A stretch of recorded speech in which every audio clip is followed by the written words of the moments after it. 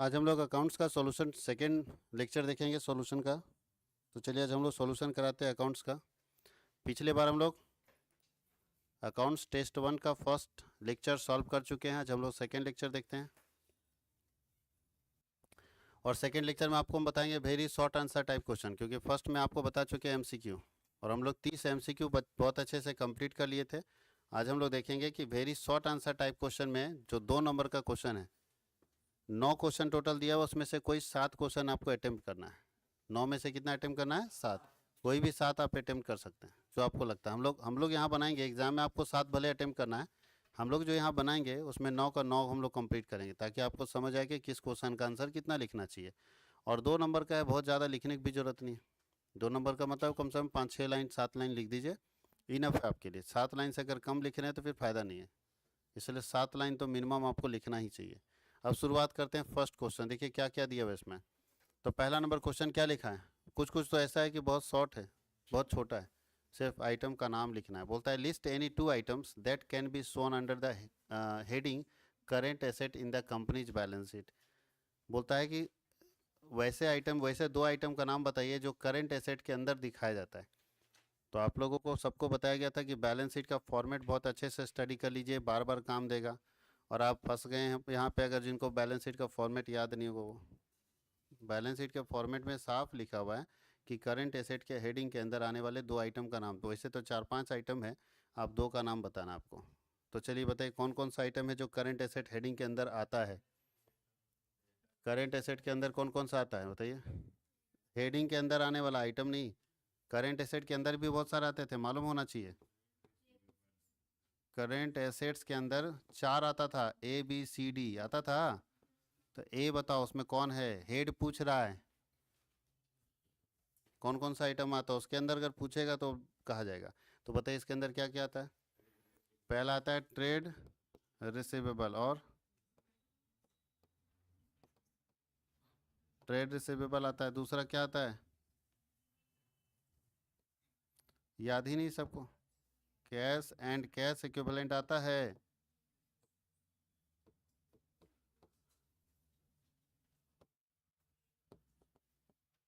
याद नहीं रहेगा और बोलेगा कि समझ में नहीं आता है। कहीं कोई दिक्कत है? कोई तकलीफ? एक और चीज़ इसमें था, ट्रेड रिसीवेबल के बाद और क्या क्या था बताओ। स्टॉक इन ट्रेड था। क्या था? स्टॉक इन ट्रेड, आप इसी में लिख सकते हैं। तो ऐसे 4 आइटम्स है जिसको आपको समझने की जरूरत है, जिसको आपको लिखने की जरूरत है। कोई दिक्कत है? और चारों आइटम को हम लोगों को याद कर लेना है कि करंट एसेट के अंदर कौन कौन से आइटम आते हैं। घर में जाना है और 4 का 4 आइटम हमको क्या करना है? कंप्लीट कर लेना है। तो कभी कम से कम ये आज ये पूछ दिया, कल बोल दे कि चारों आइटम का नाम लिख दो, तो बता तो सकोगे ना। और सिर्फ इसको याद करोगे तो 2 आइटम याद होगा। इसे आप टेस्ट देने का पर्पस क्या है ना, टेस्ट देने का पर्पस है हमको एहसास होना चाहिए कि कहाँ से क्वेश्चन आ रहा है। जैसे अगर पता चल गया कि ये टॉपिक से क्वेश्चन आया है, तो सिर्फ क्या करंट एसेट को याद करना चाहिए या पूरा बैलेंस शीट को याद करना चाहिए? पूरा बैलेंस शीट को घर में जाके लिखिए और एक एक हेड में आने वाले आइटम को अपने कॉपी में खुद लिखिए, किताब में मत रहने दीजिए, अपने कॉपी में आप लिखिएगा। तब आप कॉन्फिडेंट हो जाएगा कि इसके अंदर ये हेड है, ये सब हेड है, उसके अंदर ये आइटम है। ये क्या है, हेड है कि सब हेड है? ठीक से बताना। ये सब हेड है, ये हेड है। हेड का आइटम में थे। बैलेंस शीट में 2 हेड होता है, एक साइड लायबिलिटी होता है, एक साइड एसेट होता है। एसेट एक हेड है, उसके अंदर आते हैं 2 एसेट्स, करंट एसेट और नॉन करंट, ये सब हेड है। और उसके नीचे ये सब आता है। तो अब ना हेड है, ये ना सब हेड है, और अब मारे जा रहे हो दोनों में से कोई एक ऑप्शन डाल दे रहे हो। इसका मतलब आपको बैलेंस शीट का नाता है ना पता है, कुछ पता ही नहीं आपके। पहले सबसे पहले अगर पढ़ना चाहते हैं तो कॉपी में जाके अपना बैलेंस शीट लिखिए और देखिए कि किसको हेड बोलते हैं, किसको सब हेड बोलते हैं, किसको अंदर उसके अंदर का आइटम बोलते हैं। ये आपको समझ आना चाहिए। नहीं तो पूछ देगा हेड कितने होते हैं, तो ये भी ढूंढना मुश्किल हो जाएगा। बैलेंस शीट में कितने हेड होते हैं? 2 हेड होते हैं। एक हेड एक साइड जो होता है, पहला कौन सा है? तो पहला साइड हो गया लायबिलिटी साइड, दूसरा साइड हो गया एसेट साइड। के अंदर कितने हेड होते हैं? 2 होते हैं। कौन कौन सा? करेंट, नॉन करेंट एसेट और करेंट एसेट। अब उसके अंदर सब हेड कितने होते हैं वो हमको देखना है। तो ये उसके सब हेड के अंदर के आइटम्स हम लोग देखेंगे। कोई दिक्कत किसी को? कोई दिक्कत? अब दूसरा आंसर क्या लिखा है, बोलता है what do you mean by analysis of financial statement. अब ये तो प्योर थ्योरी है कि फाइनेंशियल स्टेटमेंट एनालिसिस से आप क्या समझते हैं। ये अगर आप पार्ट बी पढ़े हैं तो जो अभी ये क्वेश्चन था ना, पार्ट बी यानी एस के सिंह के बुक से देखे तो ये चैप्टर 7 है, तो ये चैप्टर 8 है। जस्ट उसके आगे फाइनेंशियल स्टेटमेंट वाला जो चैप्टर है उसके जस्ट आगे एक चैप्टर होगा फाइनेंशियल स्टेटमेंट एनालिसिस। उसमें इसका मीनिंग मिल जाएगा, हम समझा भी देते हैं आपको, वहाँ से लिख लेना अपने बुक से, उसका प्रॉपर आंसर लिख लीजिएगा। फाइनेंशियल स्टेटमेंट का मतलब होता है बैलेंस शीट। फाइनेंशियल स्टेटमेंट का मतलब यहाँ पे दो चीज़ होता है, एक होता है इनकम स्टेटमेंट, एक होता है बैलेंस शीट, यानी एक है प्रॉफिट एंड लॉस अकाउंट और दूसरा है बैलेंस शीट। तो दो चीज़ हम लोग फाइनेंशियल स्टेटमेंट में पढ़ते हैं, यानी किसी भी कंपनी का जो फाइनेंशियल स्टेटमेंट होता है उसमें दो चीज़ बनता है। एक बनता है इनकम स्टेटमेंट, जिसको बोलते हैं statement of profit and loss, उससे हमको पता चलता है कि कंपनी को कितना प्रॉफिट हो रहा है कितना लॉस हो रहा है। और एक बनता है बैलेंस शीट, जैसे पता चलता है कंपनी के पास प्रॉपर्टी कितना है, लायबिलिटी कितना है और एसेट्स कितना है, इसकी जानकारी मिलती है। तो दोनों स्टेटमेंट को एनालाइज करने का मतलब ये होता है कि डिटेल इन्फॉर्मेशन हम जानना चाहते हैं कंपनी के बारे में, कंपनी के हेल्थ को चेक करना चाहते हैं। और जब किसी के हेल्थ को चेक करते हैं तो हम लोग क्या करते हैं, एनालिसिस करते हैं। बिना एनालिसिस किए, बिना डिटेल स्टडी किए आप किसी के हेल्थ को चेक नहीं कर सकते। कैसे डॉक्टर करता है, डॉक्टर आपके शरीर के हेल्थ को या आपके हेल्थ को चेक करना चाहता है तो क्या करता है, सबसे पहले एनालिसिस करता है। एनालिसिस मतलब खूब सारे टेस्टिंग करवाता है, ये टेस्ट कराओ वो टेस्ट कराओ। अच्छा, सारा टेस्टिंग का फॉर्मूला एक जैसा है या अलग अलग है, अलग अलग है। उसी तरह से आपको भी यहाँ पे काम करना होगा कि हर चीज़ को टेस्ट करेंगे कि भाई इसका परफॉर्मेंस कैसा। आप सोचिए कि कोई कंपनी का मालिक अगर फॉर्चूनर से चले या BMW से चले या मर्सिडीज से चले, आप कैसे मान लेंगे वो रईस आदमी है, बैंक उसके मर्सिडीज पर पैसा दे देगी। उस तरह तो विजय माल्या को दुनिया जानता है कि बहुत अमीर आदमी है, तो फिर कोई भी आदमी बैंक से पैसा उठा लेगा नहीं। बैंक पैसा देने से पहले क्या चेक करती है, फाइनेंशियल स्टेटमेंट को एनालाइज करती है और देखती है कि ये बंदा पैसा दे पाएगा कि नहीं दे पाएगी। कभी किसी का बहुत अच्छा दिन होता है, जैसे आज हम लोग का ट्यूशन चल रहा अच्छा दिन है, कल हो कि जब उम्र बीत जाएगा ट्यूशन नहीं चलेगा तब पैसा हम कहाँ से देंगे। हम बैंक से मांग रहे 20 साल के लिए लोन, तो बैंक हमको लोन देने से पहले सोचेगा ना कि आदमी का अभी उम्र है, मान लो अच्छा 45 साल का आदमी 20 साल के लिए लोन मांग रहा है। मामला देखो फंसा था, मेरे दोस्त के पापा थे 45 साल के हैं और ले लिए 20 साल का लोन। अब बोले सैलरी से काट लेना ना। इनको पता चला क्या बेवकूफ़ी किया, तुम लोग बताओ क्या बेवकूफ़ी किया। हाँ, इनको ही भनक ही नहीं लगा कि हम बेवकूफ़ी कर दिए, और बैंक भी बेवकूफ़ बन गया। इतना दिमाग नहीं कि 60 साल बाद तो ये आदमी रिटायर हो जाएगा, तब कहाँ से कटेगा। तब 5 साल का पैसा नहीं मिल रहा है, अभी बोलेंगे हम सैलरी अकाउंट से काटना था, सैलरी अकाउंट बंद हो गया तो हम क्या करें। अब पैसा तो वही था जी, मेरा पर्सनल अकाउंट से काटने का तो हम परमिशन दिए नहीं। अब बैंक फंस गया यहाँ पे कि इसका पर्सनल खाता से कैसे काट लेंगे, जो अकाउंट लिंक है वो सैलरी अकाउंट लिंक है। जैसे 60 साल बीता, ये आदमी रिटायर हो गया, रिटायर हो गया तो सैलरी अकाउंट बंद हो गया। इसके बाद ये पेंशन इसको अपने अकाउंट में मंगाने लगा, पेंशन पर्सनल अकाउंट में मंगा दिया, तो पैसा काटे तो काटे कैसे बैंक। तो लास्ट में फिर बैंक बोला कि केस कर देंगे, हमने तो घर ले लेंगे। तो लास्ट में एक बार लमसम सेटलमेंट हुआ कि ठीक है आप भी कुछ माफ़ कीजिए, तो बैंक 1-1.5 लाख माफ़ किया, ये भी अपना चुका दिया एक बार में। बात समझ गए।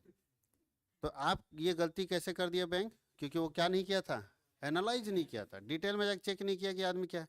जो भी आदमी इसको लोन दिया होगा, इस चीज़ को फाइनेंस किया होगा, बहुत बड़ा गलती किया कि एनालाइज नहीं किया, दिमाग नहीं लगाया कि कहाँ गलती हो रही है, और इस गलती के चक्कर में फंस गया। अच्छा, ऐसा 3 चीज़ फंसा उनका। LIC का भी प्रीमियम फेल हो गया क्योंकि वो भी सैलरी अकाउंट से लिंक था। तो आपको ये सैलरी अकाउंट से लिंक कर रहे हैं तो इस बात का तो ध्यान रखना चाहिए ना। जो भी व्यक्ति कर रहा है कहीं ना कहीं मिस्टेक कर रहा है, इसका मतलब वो डिटेल में जाके चेक नहीं कर रहा, हल्का हल्का। कैसे होता है, कोई डॉक्टर देखेगा हुआ है पथरी, आज बता देगा कुछ और, हाँ या नहीं। ये क्या किया होगा बताओ जी, गांव का डॉक्टर क्या होता है, हुआ कुछ और है, इंजेक्शन मारेगा कि तबीयत खराब होगा, मौसम बदल रहा है, घुसेड़ दिया इंजेक्शन, ले भैया। बाद में पता चलता रहे था कुछ और, मार दिया इंजेक्शन कुछ और। क्या किया बताओ, फिर से बता रहे हैं क्या किया, वो एनालिसिस नहीं किया, वो कोई टेस्ट नहीं कराया होगा, वैसे शरीर देख के बता देगा इसको यही बीमारी है, ठोक दिया 4 इंजेक्शन, उससे उसको कोई लेना देना। लेकिन जब बड़े डॉक्टर के पास जाओगे ना, वो छूने से पहले, दवा लिखने से पहले पूरा टेस्टिंग कराएगा। इसका मतलब क्या करेगा, वो आइडेंटिफाई करता है कि प्रॉब्लम एक्चुअल में है क्या, और उसके बाद कितना दवा देगा जानते हो, 4 गोली देगा, ठीक हो जाओगे। नहीं बोलता है भेलोर गए थे, पूरा जांच उच तो करा लिया, 35,000 जांच में खर्चा हुआ, दवाई दिया एगो, एक टैबलेट दे के भेज दिया, ये कोई बात हुआ। बताओ डॉक्टर क्या कर रहा है वहाँ पे, एनालिसिस कर रहा है कि एक्चुअल में प्रॉब्लम है क्या। जब इसको पता चला कि प्रॉब्लम ये है तो उसका एक मेडिसिन दे दिया कि अब तुम जाओ ये खाओ और ठीक हो जाओगे। बात समझ गए। एक आदमी था, हम लोग जान पहचान में पूरा 50-60 हज़ार खर्चा किया तो पता चला गैस है खाली, एक दवा दिया, बोला डॉक्टर साहब और दी, कुछ नहीं ज़रूरत है, जाओ ना तुम, फ्रेश हो जाओगे तुम, उसके बाद कभी आने की ज़रूरत नहीं पड़ेगा। इधर कहीं दिखाता है, दिखाते थक गया कि पता नहीं, समझ नहीं आता, कोई बीमारी निकलता नहीं है, फिर भी परेशान है। क्या हो रहा है? ये ठीक से नहीं हो रहा है। उसी तरह से जब आप अपनी कंपनी का, हम अपनी कंपनी के हेल्थ को चेक करते हैं, तो इस बात को कंपनी में जरूर जानना चाहिए कि मेरी कंपनी का हेल्थ, जिसको बोलते हैं फाइनेंशियल हेल्थ, पैसा कितना अपने पास है, प्रॉपर्टी है कि नहीं, इस पोजीशन में है कि हम अपने लोन को आज से 20 साल बाद चुका देंगे। चेक करिएगा ना भाई, 20 साल का लोन दे रहे हैं। अब मान लीजिए हम किसी कंपनी में शेयर में पैसा लगा रहे हैं, किसी कंपनी में म्यूचुअल फंड में पैसा लगा रहे थे, हम उसको देखेंगे कि आज के बाद पर हम पैसा दे दें। आज उस कंपनी का बहुत अच्छा पोजीशन है, लेकिन आज से 20 साल बाद जब हमको पैसा देने की बारी आएगा, तो उस कंपनी का पोजीशन क्या होगा? क्या वो कंपनी हमको पैसा आज से 20 साल बाद दे पाएगी? ये सब बात आपको समझना पड़ेगा, सोचना पड़ेगा। और ये हम कहाँ सोचते हैं? एनालिसिस में डिटेल जाके चेक करते हैं, तब समझ में आता है कि इसका औकात क्या है, ये हमको दे पाएगा या नहीं दे पाएगा। बात समझ गए? तो लिखा जा सकता है डेफिनेशन। एक और डेफिनेशन है, आइडल लिक्विड रेशियो क्या होता है? तो आप सब जानते हैं कि अच्छा लिक्विड रेशियो 1:1 होता है, 1:1। आगे बोलता है what does proprietary ratio, proprietary ratio क्या बताता है आपको? तो प्रोप्राइटरी रेशियो का फॉर्मूला क्या होता है बताइए? प्रोप्राइटरी रेशियो ये बताता है ना, इसका देखो, प्रोप्राइटर मतलब क्या होता है? मालिक। देखो बहुत सारा बिजनेस में लिखा रहता है प्रोप्राइटर, मालिक का नाम है प्रोप्राइटर, PROP लिखा रहेगा। प्रोप्राइटर मतलब होता है मालिक, और उसका अनुपात क्या बताएगा? तो प्रोप्राइटरी रेशियो ये बताता है कि जो बिजनेस है उसमें मालिक का अपना पैसा कितना लगा हुआ है। फिर से सुनेगा, पूरा बिजनेस में अगर 400 करोड़ का बिजनेस है भैया, तो मालिक का कितना लगा है वो जानना चाहिए कि नहीं? अच्छा, कौन सा बिजनेस अच्छा माना जाएगा, जिसमें मालिक का ज़्यादा लगे या कर्जा ज़्यादा हो? 50 लाख रुपया का JCB मशीन खरीदा, अपना लगा है 5 लाख जो डाउन पेमेंट किया है। अब 45 लाख का लोन है, तो मशीन इसका है कि मशीन बैंक वाला का है? यार घमंड से बोलता है कि मेरा मत देख रहा है गाड़ी, बोले तुम्हारा नहीं बाबू, तुम्हारा उसमें 5 लाख है, 45 लाख बैंक का है। अगला 2 महीना खाली फेल कर जाओ, EMI देखना, वो गाड़ी कहाँ नजर आएगा? सो बात समझ गए? जिस गाड़ी पर तुम उछल रहे हो, गाड़ी तुम्हारा है नहीं, तभी तुम्हारा होगा जब तुम पेमेंट कर दोगे। बात समझ गए? तो क्या चेक करेंगे हम लोग? प्रोपराइटरी, कि उस प्रॉपर्टी में इस पर्सन का कितना परसेंटेज है। अगर आपका परसेंटेज 50 से कम रहा तो खतरा है। इसलिए एक प्रोपराइटरी रेशियो अच्छा तब माना जाता है जब किसी प्रॉपर्टी में मेरा पैसा ज़्यादा होगा और लोन क्या होगा? कम होगा। बात समझ गए? तो प्रोपराइटरी रेशियो क्या बनाता है? हिंदी में देखो, स्वामित्व, स्वामित्व मतलब नहीं बोलते हो स्वामी है, ऑनर है, तो ऑनरशिप रेशियो निकालना। तो ऑनरशिप रेशियो कैसे निकालेंगे? कि किसी प्रॉपर्टी में मेरा कितना ऑनरशिप है। कोई दिक्कत किसी को?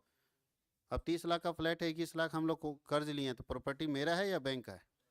बैंक का है। जब तक हम नहीं चुकाएंगे हम नहीं प्रॉपर्टी के मालिक नहीं हो सकते। वो बैंक क्या है, अभी रजिस्ट्री हो भी जाता है तो पेपर चला जाता है बैंक के पास, मेरे पास कुछ नहीं है।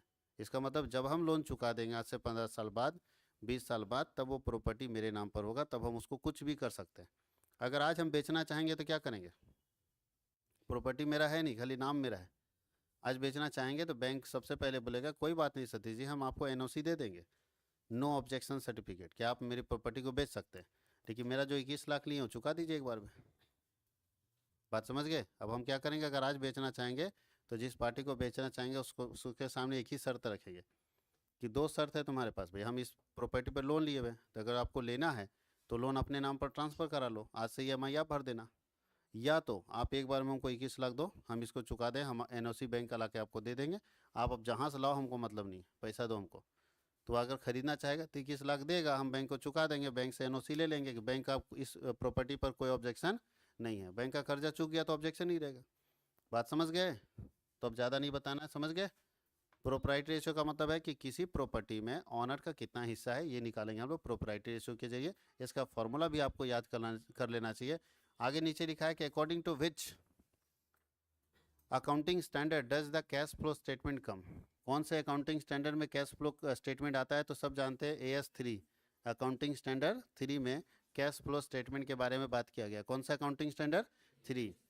तो ये तो एक लाइन में याद रहे, अकाउंटिंग स्टैंडर्ड 3 में कैश फ्लो स्टेटमेंट के बारे में बात किया गया। नीचे लिखा है list any 2 items of operating activity. आप कैश फ्लो स्टेटमेंट बनाते थे तो 3 एक्टिविटी आता था, ऑपरेटिंग, फाइनेंसिंग और इन्वेस्टिंग और फाइनेंसिंग। तो बोलता ऑपरेटिंग एक्टिविटी के 2 आइटम्स का नाम लिखिए, क्या क्या आता है ऑपरेटिंग एक्टिविटी में? अरे सीधा लिखो ना, डिक्रीज इन करेंट एसेट जाता था ना, आता था, एंड इंक्रीज इन और दूसरा क्या होगा, increase in current asset and, और भी बहुत सारा, ऐसा नहीं है यही दो आइटम है या नहीं। जैसे डेप्रिसिएशन जा सकता है, आप यहाँ पे ये भी लिख सकते हैं। कौन कौन सा आइटम है, डेप्रिसिएशन पढ़े ना। और बताइए, प्रोविजन फॉर टैक्स, दो आइटम का नाम हो गया। आप ये भी लिख सकते हैं loss on sale of assets, बहुत सारा आइटम लिखवाए थे, याद कीजिएगा। कैश फ्लो स्टेटमेंट जब बना रहे थे तो उसमें ऑपरेटिंग एक्टिविटी का जब फॉर्मेट दिए थे तो ऑपरेटिंग एक्टिविटी में बहुत सारे आइटम हम लिखवाए थे, उसमें से दो आइटम का नाम पूछ रहे हैं। अब आपको अगर याद है तो दो का तो नाम याद होगा ना, इतना बनाते बनाते दो का नाम लिख देना। आगे बोलता है कि name the common size statement, बोलता है समान आकार के विवरणों का नाम बताइए। कॉमन साइज स्टेटमेंट, इसका मतलब है कॉमन साइज स्टेटमेंट कितने प्रकार का होता है, तो दो प्रकार का। एक को हम लोग बोलते हैं कॉमन साइज इनकम स्टेटमेंट, और एक होता है कॉमन साइज बैलेंस शीट। पढ़ाया गया था, देखिएगा, हम खुद पढ़ाए हैं सब चीज़, जितना कुछ है हम खुद पढ़ाएं अपने हाथों से और अपने मुंह से ही बोले हैं, ठीक है। बाकी लोग भी अपने मुंह से बोलता है, लेकिन हम आपको पढ़ाते समय ये सब खुद पढ़ाए हैं। बात समझ गए। अब इसके बावजूद भी बच्चा नहीं पढ़ रहा है तो हम ये मानते हैं कि वो क्लास को ठीक से सुना नहीं या उसको जाके रिपीट नहीं किया। बताया गया। कॉमन साइज स्टेटमेंट, दो स्टेटमेंट होता है, क्या नाम होता है, कॉमन साइज इनकम स्टेटमेंट, एक होता है कॉमन साइज बैलेंस शीट। दोनों का फॉर्मेट भी याद कर लीजिएगा, शायद अगले में पूछ दे। अब आगे पूछ रहा है कि व्हाट इज करेंट एसेट, बताइए, कोई नहीं बताएगा, ऐसा हो नहीं सकता। करेंट एसेट ऐसा एसेट होगा जिसको एक साल के अंदर या तो कंपनी कैश में कन्वर्ट कर लेगी या तो उसको यूज कर लेगी। एग्जाम्पल भी लिख देना कौन कौन करेंट एसेट होता है। करेंट लायबिलिटी का मतलब ऐसा लायबिलिटी जिसको एक साल के अंदर या तो पे कर दिया जाता है या उसको पेमेंट का ही है, यहाँ यूटिलाइज करने का नहीं। या तो उसको एक साल का, जिस लायबिलिटी को एक साल के अंदर आप पेमेंट कर देते हैं उस लायबिलिटी को कौन सा लायबिलिटी बोलते हैं, करेंट लायबिलिटी, जिसके अंदर आता है bills payable, bank overdraft, creditors, ये सब इसके अंदर आता है। कहीं कोई दिक्कत है। प्योर थ्योरी था ये। अभी दूसरा भी थ्योरी दिए हैं, ये जानबूझ के हम थ्योरी दे रहे हैं, बच्चा न्यूमेरिकल में रहता है, हम जानबूझ के थ्योरी डालते हैं कि बच्चा के पास थियोरिटिकल एस्पेक्ट का, थ्योरी का नॉलेज है कि नहीं। कुछ नहीं रहेगा तो फायदा क्या है। चलिए शुरू करते हैं। फर्स्ट में लिखा how many activity comes under the cash flow statement. Cash flow statement में कितना एक्टिविटी आता है, वो तो सारे लोग जानते हैं। तीन एक्टिविटी तो पढ़ा है कैश फ्लो में। पहला बताए थे cash flow from operating activity, दूसरा बताए थे cash flow from investing activity, और तीसरा बताए थे cash flow from financing activity. तीनों हम लिखे हैं कि नहीं। कुछ हम लोग थ्योरी में वही पूछ रहे हैं जो हम आपको पढ़ाएं, ध्यान दीजिएगा। हम ज़्यादा नहीं पूछते, जो वो हम पढ़ा रहे हैं आपको थ्योरी में उसी में से घुमा फिरा के पूछ देंगे छोटा छोटा चीज़, ताकि ये जान पाए कि आप थ्योरी को ध्यान दे रहे हैं कि नहीं ध्यान। इसके नीचे करेंट रेशियो निकालना है, ये क्वेश्चन हम बना के दिखा देते हैं। ये दोनों क्वेश्चन एक ही था, 2 और 3। यहाँ लिख दिया कैलकुलेट करेंट रेशियो और यहाँ फ्रॉम लिख दिया, यहाँ लिखाना चाहिए था, ठीक है। थोड़ा सा एक इंटर का फर्क है, मार दिया हुआ इंटर नीचे चला गया, 3 नंबर ले लिया ऑटोमेटिक, ये 3 नंबर नहीं। Calculate current ratio from the following. Current ratio का फॉर्मूला सब लोग जानते हो, सी आर बराबर क्या होता है, सी ए बटा सी ए। अब आप बताओ सी आर अगर निकालना है सर तो सी ए चाहिए और सी एल चाहिए। अपने पास देखो ना सी ए है ना सी एल है, कैसे निकालोगे, ना तो सी ए है और ना ही सी एल, तो जुगाड़ तो करना पड़ेगा, कोई ऑप्शन तो है नहीं। तो बताइए सी ए कैसे निकालेंगे। तीन चीज़ है अपने पास, वर्किंग कैपिटल है, टोटल लोन है और लॉन्ग टर्म लोन है। तो सबसे पहले बताओ सी एल निकलेगा, कैसे निकलेगा। टोटल कितना कर्जा है, टोटल दो ही तरह का कर्जा होता है, मालूम है कि नहीं। आप लोगों के घर में भी दो तरह का लोन होगा, दो तरह का लोन होता है, शॉर्ट टर्म और लॉन्ग टर्म। तो अगर टोटल इसका कर्ज है 2.5 लाख रुपया, टोटल कितना कर्ज है, डेप्ट मतलब लोन, देखो हिंदी में लिख दिया ऋण है, तो टोटल इसका 2.5 लाख रुपया का लोन है बाबू। और 2.5 लाख रुपया का लोन में ये बात ये खुद बता रहा है कि हम 1.5 लाख रुपया का मेरा लॉन्ग टर्म लोन है, नहीं लंबे समय के लिए, एक साल से ज़्यादा समय के लिए। तो भाई 2.5 लाख में अगर 1.5 लाख रुपया आपका एक साल से ज़्यादा समय के लिए है तो करेंट मतलब शॉर्ट टर्म ना होता है। तो बताओ कम समय, एक साल से कम समय के कितना है, 1 लाख। चलो मिल गया सी एल, सी एल कितना है। अब आपको सी ए चाहिए, हाँ या नहीं, कुछ याद आ रहा है। एक फार्मूला बताए होंगे सी ए बराबर क्या, नहीं तो फार्मूला भूल गए हो तो एक फार्मूला ये बताए थे, ये तो याद है ना, वर्किंग कैपिटल बराबर क्या होता था, सी ए माइनस वर्किंग कैपिटल दिया हुआ ना अपने पास। अब बताओ वर्किंग कैपिटल नहीं दिया हुआ है, 1 लाख है, बताओ सी ए कितना है, सी ए नहीं है, सी एल तो निकल गया ना 1 लाख। तो इसका मतलब है देखो इधर, ये माइनस वाला जो 1 लाख है इधर जाएगा तो क्या होगा, माइनस वाला इधर होगा, तो इसका मतलब सी ए बराबर क्या निकल गया, 2 लाख। तो सी हो गया 2 लाख, तो 2 लाख सी ए मिल गया। अब बताइए इससे आसान क्या मिलेगा, खाली बस फॉर्मूला आपको ध्यान में रखना है, 2:1। कहीं कोई दिक्कत है, यही क्वेश्चन था।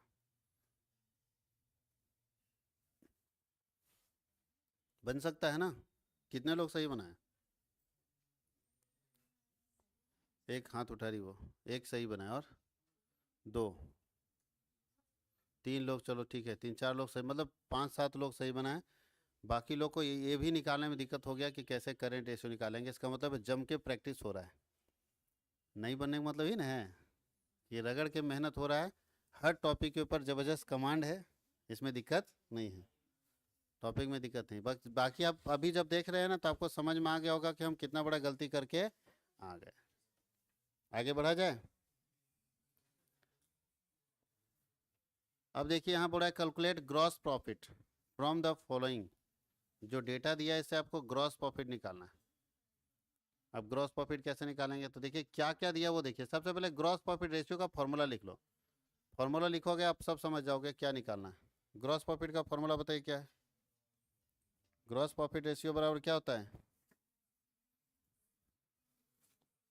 जीपी रेशियो बराबर क्या होता है, जीपी बाई एनएस, एनएस का मतलब नेट सेलर इंटू क्या होगा 100। अब आपको दो चीज़ चाहिए, नेट सेल चाहिए और ग्रॉस प्रॉफिट चाहिए, देखो ढूंढो अपने मिलेगा। ओपनिंग इन्वेंट्री दिया है, परचेज दिया है, परचेज रिटर्न दिया है, वेजेस दिया है, रेवेन्यू फ्रॉम ऑपरेशन दे दिया है जिसको हम लोग क्या बोलते हैं सेल्स, और क्लोजिंग स्टॉक दिया हुआ है। अब कैसे निकलेगा, तो आप ज़्यादा सरदर्द नहीं लेना चाहते तो इसका सीधा ट्रेडिंग अकाउंट बना दो, ट्रेडिंग बनाओगे सब आ जाएगा, आ जाएगा। तो ट्रेडिंग अकाउंट बना के निकाल देते हैं इसका ग्रॉस प्रॉफिट, और बाकी सब हम लोग आराम से बनाएंगे। अब यही नहीं रहा है, जगह का शॉर्टेज है बहुत। चलिए ट्रेडिंग अकाउंट बनाते हैं हम लोग, इसका ट्रेडिंग बना के सबसे पहले हम लोग क्या निकालेंगे, ग्रॉस ट्रेडिंग अकाउंट। डायरेक्ट वो नाम पता नहीं लिखना है, सीधा अमाउंट लिखते जाइए और बनाइए, उसके उधर जीपी रेशियो निकाल लेते हैं। चलिए सबसे पहले क्या दिया, जो ओपनिंग स्टॉक दिया है ना, तो 2OS, OS समझते हो ना, ओपनिंग स्टॉक। अरे ये क्या हो रहा है जी, अच्छा हिल नहीं सकता, हिल तो रहा है, आ जाओ ऊपर। ओपनिंग स्टॉक कितना दिया है, नाम नहीं लिख रहे, शॉर्ट में लिख दे रहे हैं। उसके बाद परचेज दिया 1.5 लाख का, उसमें से 20,000 का रिटर्न है, तो टू नेट परचेज ना, एनपी नेट परचेज कितना दिया है, एक 20 में एक 1.5 लाख में 20 जाएगा तो कितना होगा, 1,30,000 नेट परचेज हो गया। उसके बाद वेजेज कितना का दिया हुआ है, 10,000 का। उसके बाद रेवेन्यू फ्रॉम ऑपरेशन कितने का है, 2.5 लाख का, 250। और क्लोजिंग स्टॉक इधर ही ना लिखाता है, कितना है क्लोजिंग स्टॉक, 40,000। अब जोड़िए ग्रॉस प्रॉफिट निकालिए, तो हो गया 2,90,000, ठीक है ना। 290 में कितना घट जाएगा, 50, और इधर 130, 180, 190, इसका मतलब 1 लाख हो गया। तो बताओ जी ये क्या निकल गया, जीपी। और जीपी रेशियो क्या होता है ठीक से बताओ, अभी फॉर्मूला लिखे थे, जीपी रेशियो बराबर होता है GP by an net sale और इंटू 100। जीपी कितना निकला है, 1 लाख, और नेट सेल कितना है 2.5 लाख, और इंटू क्या होगा, कितना परसेंट, 40, कितना परसेंट आएगा, 40%। कहीं कोई दिक्कत है, ग्रॉस प्रॉफिट रेशियो एकदम इजी इजी क्वेश्चन है जो आपके बुक में पढ़ाया गया है, और बुक से ही क्वेश्चन उठा के डाल दिया गया। ये सारा क्वेश्चन में कुछ यूनिक स्पेशल कुछ भी चीज़ नहीं था और कोई दमखम नहीं था, आराम से इसको आप तैयार कर सकते हैं, बना सकते हैं, बन सकता है। आपके बुक में जो क्वेश्चन दिया हुआ है उसको आप अगर एक बार टॉपिक बाय टॉपिक प्रैक्टिस कर लेंगे तो आपके लिए आसान पड़ेगा, और किसी टॉपिक में कोई दमखम नहीं है, बहुत जल्दी बना सकते हैं। सिर्फ आपको ये टेस्ट क्या है ना, फर्स्ट टेस्ट है अकाउंट्स का, इसके बाद हम लोगों को अभी 3 टेस्ट और देना है। तो ये टेस्ट आपको एहसास कराया कि हर टॉपिक के ऊपर अपने को कमांड होना चाहिए। अब अगर हम इसको पूरा कर लेंगे तो समझिए कि हमारा प्रॉफिटेबिलिटी रेशियो पूरा क्लियर हो जाएगा, हम ग्रॉस प्रॉफिट ही क्यों पढ़ेंगे, हम नेट प्रॉफिट भी पढ़ लेंगे। जब हम प्रॉफिटेबिलिटी रेशियो पढ़ ही रहे हैं तो सारा का सारा प्रॉफिट पढ़ लेंगे। बात समझ गए? जो जो टॉपिक दिया है उसको ऊपर सारा कमांड कर लीजिए कि इसमें कोई छोड़ेंगे नहीं। दूसरा टेस्ट में कुछ अच्छा और सुधारेंगे, तीसरा में कुछ और चौथा टेस्ट होते होते आपका पूरा कमांड हर टॉपिक के ऊपर हो जाएगा, अगर आप मेरे स्ट्रेटजी से पढ़ेंगे तो। और जो आपका फॉर्मूला है उससे आपका एग्ज़ाम से एक दिन पहले भी तैयारी नहीं होता है, इसलिए आपको कुछ नहीं करना, उतना लोड नहीं लेना है। जैसे ये टॉपिक एक पता चल गया कि हमको कॉम्परेटिव स्टेटमेंट से क्वेश्चन पूछा है, इसका मतलब है कि कॉम्परेटिव स्टेटमेंट और कॉमन साइज स्टेटमेंट का चैप्टर 2 दिन बैठेंगे निपट देंगे। एक दिन में कॉम्परेटिव, एक दिन में कॉमन, किसी से पूछे क्वेश्चन श्योर है, हाँ या नहीं? और सिर्फ इसी क्वेश्चन को बना कर रहेंगे तो सिर्फ एक चीज़ सीखेंगे, दोबारा दूसरा पूछ देगा तो फिर चकमा खा जाएंगे। इसलिए पूरा पढ़ लेना है। बताइए, इसको कॉम्परेटिव बना सकते हैं? किसी को दिक्कत है कॉम्परेटिव बनाने में? ये तो दिक्कत नहीं होना चाहिए तुलना करने में ना। ध्यान रखना 19 से 20 है, उल्टा है, अमाउंट उल्टा लिखेंगे, ऐसा नहीं उधर से लिख देना। पहले कितना लिखेंगे? याद है कॉम्परेटिव कैसे बनाते हैं? हाँ, सब जानते हो। सबसे पहले क्या होता है, देखो यहाँ पे रेवेन्यू फ्रॉम ऑपरेशन लिखा जाता है और अदर इनकम लिखा जाता है, लिखा जाता था। रेवेन्यू फ्रॉम ऑपरेशन और अदर इनकम ये दोनों जो जोड़ देंगे तो टोटल रेवेन्यू निकल जाएगा। टोटल रेवेन्यू कितना होगा? 6 और 4 10 लाख होगा। और इसका कितना होगा? 5 और 2 7 लाख। तो इसका 7 पहले 19 लिखना, पहले डेट में 19 लिखना, तब 20 लिखना, ठीक है? तो ये वाला मान लो यहाँ पे 19 लिख देंगे। 2019 यहाँ कितना है? ये 5 लाख, ये कितना है? 2 लाख, और ये कितना है? 1 लाख। तो कैसे निकालेंगे बता देते हैं। कॉम्परेटिव हम लोग जब इनकम स्टेटमेंट बनाते हैं तो फॉर्मेट खींचेंगे, ऐसे ही फॉर्मेट, उसका काम छोड़ दो। और ऐसे ही यहाँ पे क्या होता है, ये 2 कॉलम और होता है ना, किसका किसका कॉलम होता है? यहाँ पे लिखता है चेंज और यहाँ रहता है परसेंटेज। तो बताइए, यहाँ पे देख रहे 2019 में रेवेन्यू फ्रॉम ऑपरेशन 5 लाख का था, 2020 में कितना हो गया? हमको निकालना कितना परसेंट बढ़ा है। हम आपसे पूछना चाहते हैं कि 2019 में अगर हम 5 लाख का बेचते थे और 2020 में हम 6 लाख का बेचने लगे, तो हम आपसे पूछना चाहते हैं कितना परसेंट बढ़ा है। 5 लाख से मेरा 6 लाख अगर हो गया तो कितना परसेंट बढ़ा है? 20% बढ़ा है। कितना परसेंट बढ़ा है? 20% बढ़ा है, याद रखना इस चीज़ को। उसी तरह से 2 लाख से अगर 4 लाख हो गया तो कितना परसेंट बढ़ा है? 100% बढ़ गया। डबल ना हो गया जी? तो 100 नहीं 200% हो जाएगा इसका। 200 होगा? कैसे नहीं, निकाल के देखो तो।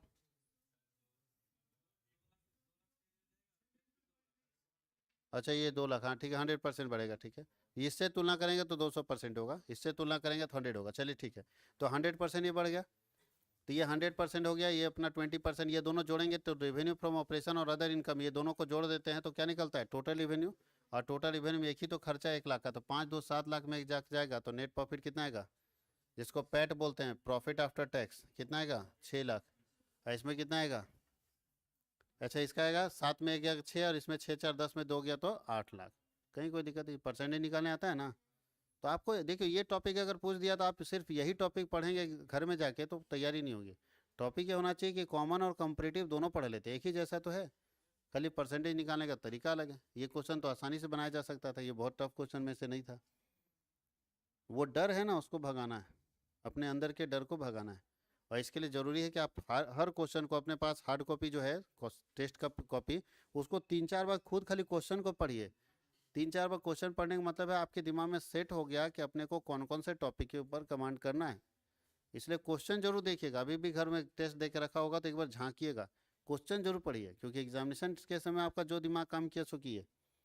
एग्जामिनेशन के बाद जब घर में जाके उस क्वेश्चन को पढ़ेंगे तब देखिएगा रणनीति, उसका जिसको स्ट्रेटजी बोलते हैं, वो गजब तरीके का बनाएंगे, क्योंकि आपको लगे यार ये टॉपिक हमको बहुत दिक्कत किया, चलो इस टॉपिक को, इस पूरे चैप्टर को ठीक से पढ़ लेते हैं ताकि आगे कभी भी चैप्टर टेस्ट में हमको ये दिक्कत ना करे।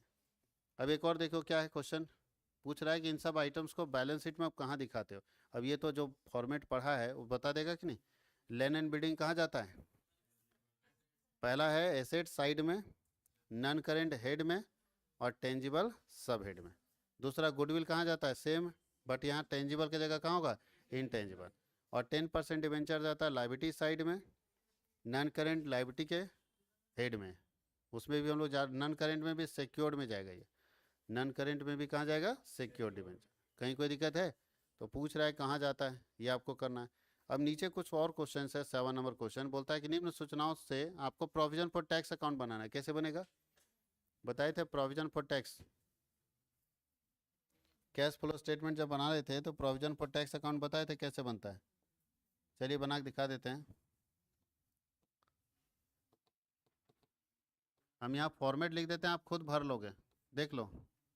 प्रोविजन फॉर टैक्स अकाउंट जब बनाते हैं तो ओपनिंग, चूँकि प्रोविजन फॉर टैक्स हमारा लायबिलिटी होगा ना, और लायबिलिटी का ओपनिंग बैलेंस क्रेडिट में होता है, तो बाय बैलेंस बी डी लिख देंगे। बी डी मतलब ओपनिंग बैलेंस। इधर लिखेंगे to balance C D, to balance C D. Opening इधर लिखेंगे और क्लोजिंग इधर लिखेंगे। कहीं कोई दिक्कत है? अब ध्यान ये रखना है कि यहाँ पे होता है टैक्स पेड। टैक्स पेड, अगर टैक्स पेड दिया तो यहाँ पे लिखेंगे, और यहाँ पे होता है provision for tax. Provision for, थोड़ा अच्छे समझिएगा। तो सर निकलेगा क्या? बोला कुछ नहीं निकलेगा, यहाँ ध्यान देना, इसी फॉर्मेट में खाली हम लिखेंगे। अभी हम लोगों को निकलेगा क्या कि ये दोनों तो श्योर रहेगा, ये दोनों में यानी टैक्स पेड और प्रोविजन फॉर टैक्स में से एक आइटम दिया रहेगा। फिर से सुनोगे, ये और ये तो दिया ही रहेगा, है ना। ओपनिंग क्लोजिंग तो रहेगा ही रहेगा, लेकिन प्रोविजन फॉर टैक्स और टैक्स पेड में से कितना आइटम दिया रहेगा? एक। तो दूसरा निकालना है। अगर आपको प्रोविजन फॉर टैक्स दे दिया तो आंसर क्या निकलेगा? Tax paid. और टैक्स पेड दे दिया तो क्या निकलेगा? Provision for tax. पढ़िए क्या क्या दिया है ठीक से, यहीं पे पढ़ते हैं। Opening balance of provision for tax कितना है? 60,000। बताओ ओपनिंग बैलेंस को किधर लिखना है? B D. कितना है? 60,000। क्लोजिंग बैलेंस कितना अपने पास? 1,20,000। देख लो, कुछ नहीं करना, खाली लिखते जाना है। ओपनिंग को इधर लिखे, क्लोजिंग किधर लिखे। आगे पढ़िए, देखो टैक्स प्रोवाइडेड है, tax provided during the year कितना? टैक्स प्रोवाइडेड है कि टैक्स पेड है? वर्ष के दौरान कर के लिए प्रावधान, देखो प्रावधान है, प्रोविजन यहाँ गलती लिखा है, प्रोविजन होना चाहिए, प्रोवाइड लिखा गया। प्रोविजन फॉर टैक्स है, कितना प्रोविजन फॉर टैक्स है? इसका मतलब मेरा आंसर क्या निकलेगा? Tax paid. कितना आता है ये? 1,40,000 टोटल बना, 1,40 बना, 14,000 हो गया जी। 1,40,000 बना, और उसमें 1,20,000 घट जाएगा तो कितना टैक्स पेड होगा? इतना ही तो बनाना था। ये क्या कैश फ्लो स्टेटमेंट में आप लोग को बताया गया कि नहीं बताया गया? बताया गया है। अब आपको एक चीज़ और याद रखना है, कोई ऐसा टॉपिक नहीं, अगर आप पूरे टेस्ट के क्वेश्चन को देखेंगे, हम फिर बता रहे हैं आपको, जो हम आपको पढ़ा रहे हैं, अकाउंट्स हो, बीएसटी हो, बीएमटी हो, इकोनॉमिक्स हो, ईटीपी हो, ना उससे आप दायां देखो ना बायां देखो। हम आपको दाएं बाएं तब देखने को बोलेंगे जब पहले इतने पर कमांड होगा। इसलिए हम खुद आपको मना कर रहे हैं कि ना दायां देखो ना बायां देखो, ज़्यादा तिगड़म ना लगाओ, नहीं तो आप बर्बाद हो जाओगे। रिजल्ट आपका सपोर्ट नहीं करेगा, क्योंकि हम जो पढ़ाएं सवाल ही नहीं है कि उससे बाहर जाएगा। हम वही टॉपिक पढ़ाते हैं जहाँ से आता है। आप देख लो ना, आप उतना इतना छोड़ दो, फाइनल एग्जाम का क्वेश्चन देखो, पिछले साल का या उससे पहले वाले का क्वेश्चन, ठीक है। आप देख लेना क्वेश्चन जो एग्जाम में पूछा हुआ है, ऐसा कोई टॉपिक नहीं होगा जो हम नहीं पढ़ाएं, ऐसा कोई टॉपिक नहीं। एक आध दो topic out of syllabus question कभी कभी दे देता है, एक दो, वो छोड़ के बाकी लगभग टॉपिक आपको सारा पढ़ाया हुआ मिलेगा। इसलिए ना दायां देखना ना बायां देखना, जितना आपको पढ़ाया गया उतने सिलेबस को बहुत अच्छे से करिए, आपका एग्जाम अच्छा जाएगा। और ज़्यादा तिगड़म लगाएंगे कि सब मछली हम पकड़ लेंगे, तो एक भी मछली हाथ नहीं आएगी। इसलिए आपको पूरा समय है एग्जाम के बाद बैठ के पढ़ते रहेगा ज्ञान के लिए। अभी आपको अपना एग्जाम के लिए पढ़ना है, ठीक है, ज्ञान के लिए जीवन भर पढ़ते रहना है। बन सकता है? आगे बढ़ा जाए। अब देखो पूछ रहा है, ये क्वेश्चन कितना आसान है देख लो।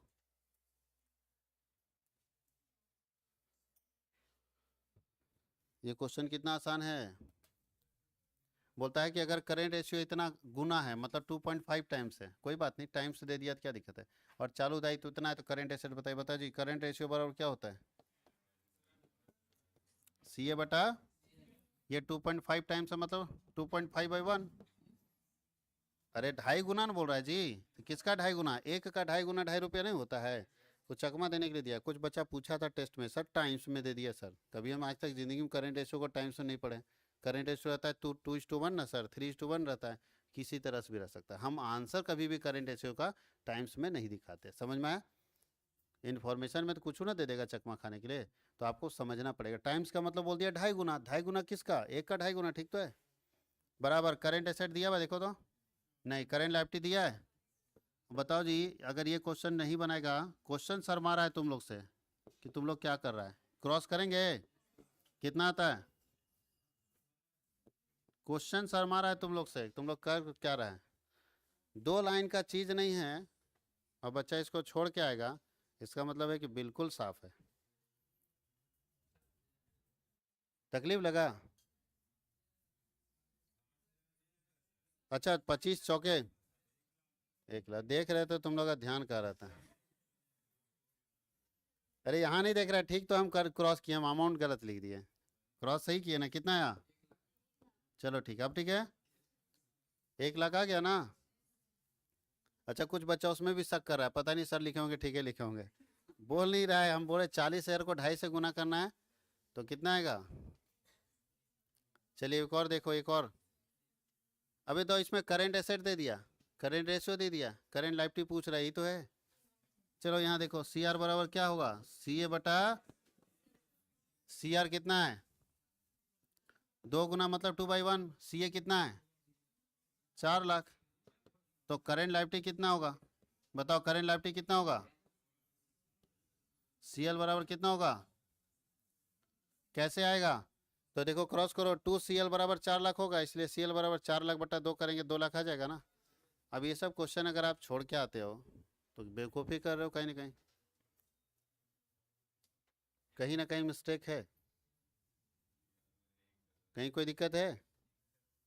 अब हम लोग चलेंगे लॉन्ग आंसर टाइप क्वेश्चन में, इसमें 1 क्लास और लगेगा हम लोग को।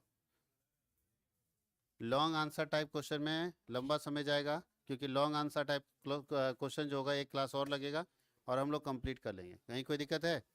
आप लोग इसी टेस्ट को जो हम यहाँ पे दिए हैं पढ़ा रहे हैं, इस टेस्ट को देने में आप 3 घंटा लगाते हो, हमें तो भैया 40 मिनट का समय मिल रहा है, उसी में पढ़ा देना है सब कुछ बताते हुए।